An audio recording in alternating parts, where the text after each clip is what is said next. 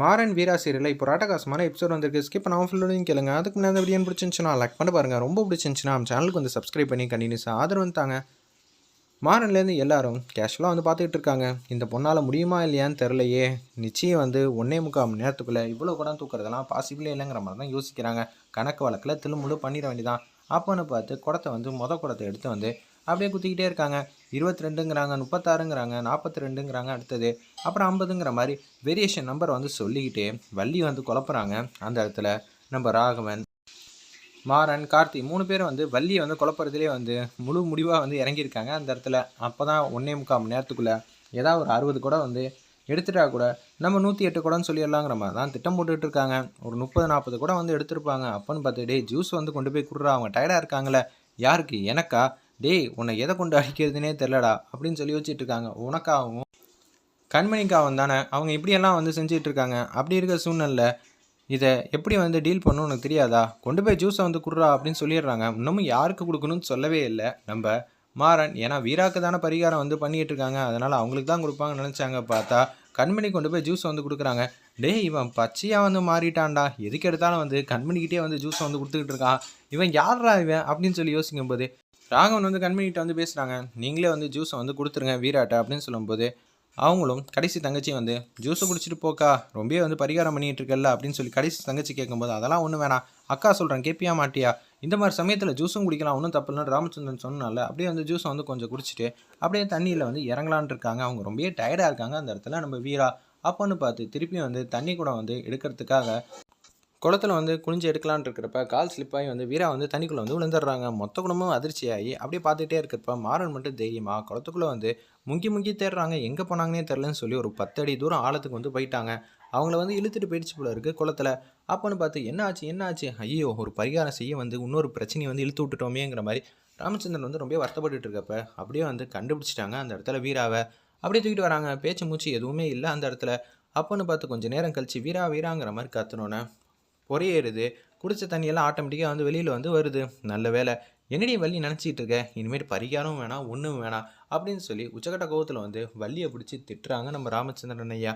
தங்கச்சி மாதிரி வேலை பாரு, ஏன் நீ இப்படி ஒரு கேவலமான வேலையெல்லாம் பார்க்குறேன். நான் என்ன பண்ணேன், பரிகாரம் பண்ணால் நல்லதுன்னு நம்ம குடும்பத்துக்காக தான் செஞ்சேன். பரிகாரம் பண்ணால் கெட்டது போகுன்னேன்.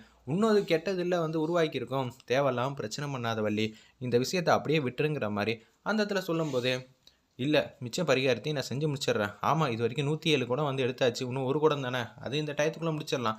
நானும் வரிசையாக எண்ணிக்கிட்டு தான் இருக்கேன், இன்னும் 32 குடம் இருக்குது அப்படின்னு சொல்லும்போது என்னடா இன்னும் ஒரு 20 நிமிஷம் தான் இருக்குது, அதுக்குள்ளே எப்படி 32 குடம் எடுக்க முடியுங்கிற மாதிரி யோசிக்கும்போது கரெக்டாக வந்து எடுத்துடுறாங்க. 32 குடமும் அந்த டயத்துக்குள்ளே வந்து செஞ்சு முடிச்சிடுறாங்க. இனிமேட்டு வள்ளி திருப்பி ஏதாவது பரிகாரம்னு சொன்னோன்னு வச்சுக்கியேன் அப்புறம் சரிப்பட்டு வராதுன்னு ராமச்சந்திரன்லேருந்து எல்லாரும் வந்து சொல்லி சத்தம் போட்டோன்னே பரிகாரத்தை நல்லபடியாக முடிச்சுட்டு அப்படியே சாமி கும்பிடலான்னு போகிறாங்க. மாறன் வந்து வள்ளி வந்து திட்டுறாங்க. அத்தை என்னத்தான் உனக்கு பிரச்சனை, ஏன் இந்த கல்யாணத்தை வந்து நடக்கூடாதுன்னு சொல்லி கங்கனை கட்டிட்டு அலையிற, கொஞ்சமாவது லாஜிக் படி செய்கிறது கரெக்டாக, வாங்க அத்தை சாமி கும்பிடுங்க அப்படின்னு சொல்லிட்டு சாமி கும்பிட்றதுக்காக போகிறாங்க. எல்லோரும் சாமி கும்பிட்டாச்சு.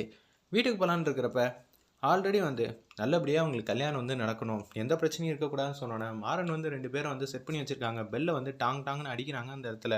இதை பார்த்தோன்னே வாவ் சகுனம் எவ்வளோ சூப்பராக இருக்குது, யாருக்கும் இப்படியெல்லாம் அமையும், கடவுளே வந்து உத்தரவு கொடுத்துட்டாங்க, இனிமேட்டு பரிகாரம் எதுவும் செய்யக்கூடாது சரிங்களா, கடவுள் உத்தரவு கொடுத்துட்டாங்கிற மாதிரி அந்த இடத்துல மாறன் வந்து ட்ராப் வந்து விரிக்கிறாங்க. ராகவன்கிட்ட வந்து கிளம்பும்போது சொல்கிறாங்க, நீ கண்மணி பக்கத்துலேருந்து வரணும் சரியா அப்படின்னு சொல்கிறாங்க. எதுக்கு? டேய் ஏன் எதுக்கெல்லாம் கேட்காத, சொன்னதை மட்டும் செய்டா இல்லாட்டி கடுப்பாயிடுவேன் அப்படின்னு சொன்னோன்னா 2 பேரும் வந்து ஒத்துமையாக வராங்க. மரத்தில் வந்து மாலை கட்டி வச்சுருக்காங்க அந்த இடத்துல. நம்ம மாறனோட ஃப்ரெண்ட்ஸ் கரெக்டாக கயிறை வச்சு இழுக்கிறாங்க. கரெக்டாக அந்த மாலை வந்து கீழே வந்து விழுந்துருது. கண்மணி மேலேயும் ராகவன் மேலேயும் விழுந்ததுனால வாவ் இப்படி ஒரு ஜோடி பொருத்தத்தை நான் பார்த்ததே இல்லை, ஆண்டவா இப்படி தான் ஆசீர்வாதம் பண்ணியா, முதல்ல இந்த மாலை மேலே எப்படி இருந்துச்சு மரத்தில், அதுவும் ஃப்ரெஷ்ஷாக இப்படியெல்லாம் இருக்கே அப்படின்னு சொல்லி யோசிக்கும்போது ஆமாம்ல இது கடவுள் போட்ட முடிச்சு, இனிமேட்டு இந்த முடிச்சை யாராலையும் அவுக்க முடியாதுன்னொன்னே ஒட்டுமொத்த குடும்பம் ரொம்ப சந்தோஷப்படுறாங்க அந்த இடத்துல. ஒரு பக்கம் வீரா ஃபேமிலியெல்லாம் வந்து வீட்டில் வந்து இருக்காங்க. எனக்கா எம்பிட்டு வேலை பார்த்துருக்கா, காலெல்லாம் புசுன்னு வீங்கி போச்சு, 108 குடம்னா சும்மாவா அப்படின்னு சொல்லி யோசிச்சுட்டு இருக்காங்க அந்த இடத்துல. ஒட்டுமொத்த குடும்பம் எனக்காகனா நீ பண்ணியிருக்க மாட்டியாக்கா அப்படின்னு சொல்லி வீரா வந்து கண்மணியை விட்டு கொடுக்காம வந்து பேசுகிறாங்க. அப்பன்னு பார்த்த ராகவனும் பழம் இதெல்லாம் வாங்கிட்டு வாசல் வந்து நிற்கிறாங்க. நிற்கும்போது வந்து கண்ணாடியை பார்த்து ஒரு 2 நிமிஷம் வந்து மேக்கப் போடாத குறை தான். முடியிலேருந்து எல்லாம் அட்ஜஸ்ட் பண்ணிக்கிட்டு எல்லாம் இருக்காங்க. சூப்பராடா வந்திருக்க. ஆனா அந்த ஆப்பிள் பையெல்லாம் மறந்து வச்சுட்டு போறியேன்னு சொல்லிட்டு, அப்படியே வெளியில வந்து எடுத்துட்டு வராங்க. "ஏன்பா ராகவா, முதல்ல எதுக்காக இந்த வீட்டுக்கு வந்த?" அப்படின்னு சொல்லும்போது, "கண்மணிய பார்க்க தானே." "அப்படியெல்லாம் ஒண்ணும் இல்லையே." "ஓ! அப்படி இல்லையா? கண்மணி வீட்ல இல்லையா? வெளிய போயிருக்காங்களா? அச்சச்சோ! அப்ப நான் கொஞ்சம் நேரம் கழிச்சு வரட்டா?" "ஏன்டா இப்படி பண்ற? முதல்ல கர்ச்சீப் எடுத்து வாயெல்லாம் துடைச்சுக்கங்கிற" மாரி காமெடி பண்ணிட்டு இருக்காங்க. அந்த இடத்துல நம்ப மாறன் அப்பன்னு பார்த்து பார்க்குறாங்க. "டேய் நில்றா! ஒரு முக்கியமான விஷயம் உன்ட்ட சொல்ல மறந்துட்டேன்னு" சொல்லி ஒரு ஆப்பிள எடுத்துட்டாங்க. "டேய் உனக்காக பெல் அடிச்சிருக்கேன். அது மட்டும் இல்லாம மாலைய கழுத்துல போட்டிருக்கேன். தம்பிக்காக ஒரு ஆப்பிள் கூடயாடா குடுக்க மாட்ட? போடா போ!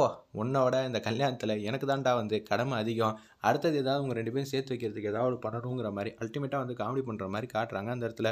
ராகுல் உள்ள வராங்க. வரலாமான்னு கேட்டோன்னே, "வாங்க தம்பி" அப்படின்னு சொல்லும்போது, "ரொம்பவே பார்த்துக்கங்க. எனக்காக தானே இப்படி பண்ணீங்க. நீங்க 2 பேரும் நல்லா இருக்கணும் தான் நாங்க இது மாரி செஞ்சோம். இந்த பரிகாரம் செஞ்சா நல்லா இருப்பீங்கன்னா, செஞ்சிட வேண்டியது தானே. எந்த பிரச்சனையும் இல்ல.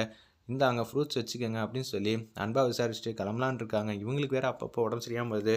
அதெல்லாம் எதுவும் சொல்லாதன்னு கஞ்சாடையில் சொன்னனால, சரின்னு சொல்லிடுறாங்க. அந்த இடத்துல ராகவனும், "தம்பி நிச்சயதார்த்தம் ஆயிருக்கு. நீங்களும் கொஞ்சம் கவனமா இருந்தீங்கன்னா நல்லா இருக்குங்கிற" மாரி அந்த இடத்துல பேச்ச ஆரம்பிக்கிற மாரி காட்டி, எபிசோட அருமையா மாஸா முடிச்சிருந்தாங்க. வெயிட் பண்ணி பார்ப்போம்.